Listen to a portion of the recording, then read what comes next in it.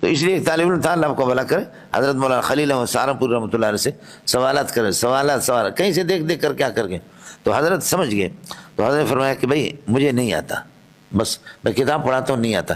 تو اتنا گستاخ تھا، اس نے کہا کہ جب آپ کو نہیں آتا تو آپ کو حق کیا پہنچتا ہے کہ ہماری عمر برباد کر رہے ہو، آپ کو کیا حق پہنچتا ہے اس طرح کتاب پڑھانے کا. کہتے چند مہینوں کے بعد وہ پاگل ہو گیا، دلی کے بازار میں شلوار نکال کر کے کندھے پر گھومتا پھرتا تھا. سمجھ؟ یہ فلسطین میں ان کا جو یونیورسٹی ہے، ان کی غوطہ کی جو یونیورسٹی، صحابہ کی ایک جماعت گئی جس میں حضرت ہشام ابن حارث رضی اللہ تعالیٰ عنہ یہ تھے. صحابہ کی ایک جماعت گئی تو یہ پادری، یہ کیا ربی، ان کا تو پادری نہیں ہوتا، ربی ہوتا ہے، یہودیوں کی ربی. صحابہ کے کو جب انہوں نے دیکھا تو ان کو یہ یقین ہو گیا کہ یہ ہمارے یہودیت اور عیسائیت پر تو ہے ہی نہیں ہے، یہ آخری نبی کے لوگ لگتے ہیں. چنانچہ انہوں نے صحابہ کی دعوت کی. علامہ ذہبی نے سیر اعلام النبلاء کے اندر یہ واقعہ لکھا ہے، تقریباً 90 جلد ہے. سمجھے؟ جب یہ جماعت گئی اور انہوں نے ربیوں نے، یہودیوں کے مولویوں نے ان کی دعوت کی، جو بڑے بڑے ربی دعوت صحابہ کو کھلا رہے تھے کہ اس میں پھر ایک دوسرے کی طرف اشارہ کر رہے تھے کہ یار آپ ان سے کچھ کہہ دو. تو ان کے ربیوں نے یہ کہا، حضرت ہشام بن حارث رضی اللہ تعالیٰ عنہ سے پوچھا، ان سے انہوں نے کہا کہ خدا کے لیے یہ بتا دو کہ آپ لوگ کون ہیں. تو انہوں نے کہا کہ آخری نبی جس کی یہ نشانی ہے، یہ نشانی، یہ نشانی، ہم اسی کے امتی ہے اور توحید کی دعوت کو لے کر کے دنیا کے اندر پھیل رہے ہیں. مولانا اس کا ذرا خیال کر لینا. چنانچہ کھانے کے بعد انہوں نے ہمیں کہا کہ آپ کے جو ہوش مند لوگ ہیں، سمجھدار ہیں، وہ آ جائیں، ہم اس سے کچھ بات کرنا چاہ رہے ہیں. ایک کمرے میں لے گئے تو ان میں ساری تصویریں تھیں. کہا کہ یہ بتاؤ کہ تمہارا نبی اس میں سے کون ہے؟ تو صحابہ نے کہا کہ اس میں نہیں ہے ہمارا. دوسرے کمرے میں لے گئے کہ اس میں کون ہے؟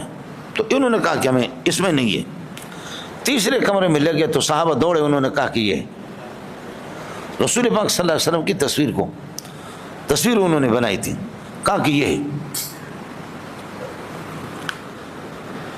تو وہ آپس میں ہنسنے لگے، کہنے لگے کہ ہاں ہماری کتابوں میں بھی ہم نے جو اندازتاً جو نقشہ بنایا ہے، اس اعتبار سے ہمیں ماہر تو بڑے ہوتے ہیں کہ واقعتاً ہمارے ہاں بھی یہی ہے کہ آخری نبی یہی.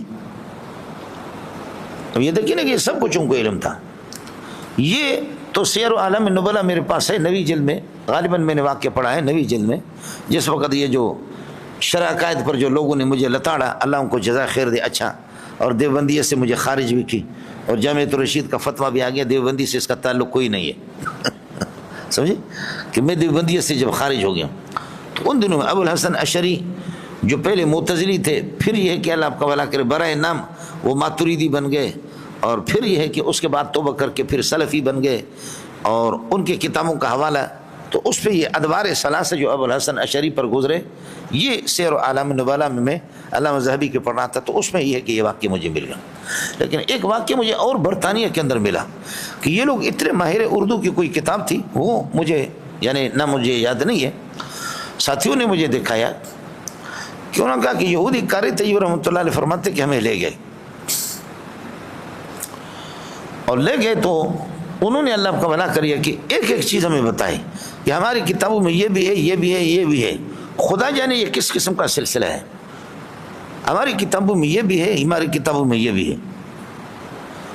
تو حضرت اقدس قاری محمد طیب رحمۃ اللہ علیہ فرماتے کہ میں نے پوچھا حکیم الامت اشرف علی تھانوی رحمۃ اللہ علیہ کے بارے میں، تو ان کے ربی نے کہا، انہوں نے کہا کہ ہاں ایک اشرف ہوگا ہندوستان کے اندر، اور اس کا بڑا انقلاب اس کے ذریعے سے آئے گا، اشرف ہوگا. علی نہیں کہہ سکے، کہا اشرف ہوگا. اس کو لوگ کہیں گے حکیم الامت. کہتے کتاب لے جا کر کے مجھے اس نے دکھائی. پھر کہتے کہ میں نے پوچھا کہ چلو وہ اشرف علی کے مرید کون ہوں گے حکیم الامت کے؟ تو کہا کہ ایک اور اس میں سے طیب ہوگا. اس کو پتہ نہیں قاری محمد طیب یہی ہے. تو اس نے کہا کہ ان میں سے ایک طیب ہوگا، وہ بڑا آدمی ہوگا، اور وہ اکثر سفروں میں اس کی زندگی گزرے گی. ایک طیب ہوگا اور وہ کیا ہوگا؟ سفروں میں اکثر اس کی زندگی ہو. اور قاری طیب رحمۃ اللہ علیہ فرماتے ہیں واقعتاً میری زندگی بھی سفروں میں دارالمدینہ کم ہوتا ہی رہا ہے، لیکن اکثر سفروں میں رہتا ہوں. سفروں میں اس کی زندگی گزرے گی، وہ بھی بڑا خطرناک ہوگا، خطیب ہوگا. یہ چیزیں اس قسم کی قیافت شناسی، یہ چیزیں ان کے اندر ہے مولوی صاحب. اور میں نے عرض کیا کہ یہ غوطہ یونیورسٹی والا جو واقعہ ہے، اس کو تو حضرت نے علامہ ذہبی نے لکھا. اور ذہبی کوئی کچا آدمی نہیں ہے راوڑ کی طرح.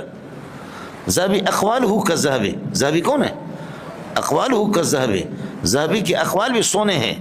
الامام الذہبی اقوالہ کالذہب، اقوال بھی اس کے ذہب کے. وہ بہت بڑے آدمی، اس نے اس واقعے کو لکھا ہے. تو اب بتاتے ہیں کہ جی مسئلہ ہے کہ حلال و حرام کو ہم خود بیان کرتے ہیں، بے جا قسم کے سوالات نہ کرو. یا ایھا الذین آمنوا لا تسألوا عن اشیاء. کیوں سوال کرتے ہو کہ جی اللہ کو بھلا کرے میں کس کا بیٹا ہوں، میرے باپ کا نام. اب اس لیے کہ نبی کی بات تو اب ہو سکتا کہ آپ اپنے باپ کے نہ ہو، نبی آپ کا اصل باپ بتا دے کہ تمہاری ماں نے فلاں سے دوستی، تو تمہارے لیے رہے گا کیا؟ سمجھے؟ اب ایک آدمی کہتے میری اونٹنی کہاں ہے، دوسرا کہتے کہ اللہ آپ کو بھلا کریے کہ من ابھی، فرمایا ابو کا حذافہ، اور حضرت کو غصے بھی دیا. سمجھے؟ اور ایک منافق کھڑا ہو گیا، اس نے کہا یہ بتاؤ کہ میرے اللہ آپ کو بھلا کرے اونٹنی کے پیٹ کے اندر کیا ہے؟ کہہ رہا کہ یہ بتا دو میری اونٹنی کے پیٹ کے اندر کیا ہے. ایک صحابی نے کھڑے ہو کر کے صحابی نے کہا بیٹھ جا منافق، مجھے پتا ہے نزوت علیہا، تو اس اونٹ کے ساتھ خود اونٹنی کے ساتھ بدکاری کرتا ہے، تیرا نطفہ ہے اس کے پیٹ میں. آپ سمجھے نہیں سمجھے مولانا؟ تو بیجا قسم کے سوالات اس طرح کرنا. اللہ اکبر. فرمایا کہ اجلس، میں جانتا ہوں آپ کو، اور تو پوچھ رہا ہے نبی سے کہ میرے اونٹنی کے پیٹ کے اندر کیا ہے. فرمایا کہ قد نزوت علیہا، آپ نے اس پر یہ کہ اس کے ساتھ ہم بستری کی ہے، اور اس اونٹنی کے ساتھ آپ نے بدکاری کی ہے، اور تیرا نطفہ ہے اس کے پیٹ میں. سمجھے؟ میرے نبی سے فضول قسم کے بیجا قسم کے سوالات کرتے ہیں. فرمایا چدانی بپرسی سوالت خطاست، اور فاسألوا اہل ذکر ان کنتم لا تعلمون. یہ نہیں ہے کہ آپ کو کوئی چیزیں آتی. تو اس لیے ایک طالب علم تھا، اللہ آپ کو بھلا کرے، حضرت مولانا خلیل احمد سہارنپور رحمۃ اللہ علیہ سے سوالات کرے، سوالات کہیں سے دیکھ کر کیا کر کے. تو حضرت سمجھ گئے. تو حضرت نے فرمایا کہ بھائی مجھے نہیں آتا، بس میں کتاب پڑھاتا ہوں، نہیں آتا. تو اتنا گستاخ تھا، اس نے کہا کہ جب آپ کو نہیں آتا تو آپ کو حق کیا پہنچتا ہے کہ ہماری ہماری عمر برباد کر رہے ہو، آپ کو کیا پہنچتا ہے اس طرح کتاب پڑھانے کا.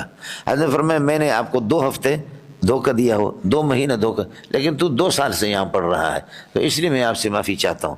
تو خیر اس نے کہا میں مدرسے چھوڑ رہا ہوں.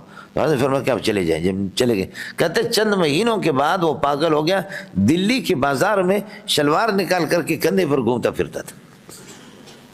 سمجھے؟ ہم نے 1-2 ساتھیوں کو اس طرح دیکھا بھی، اور واقعتاً اللہ آپ کو بھلا کر وہ اس قسم کی حرکتیں کرتے تھے، اور اللہ نے بہت خوار کر دیا مولوی صاحب.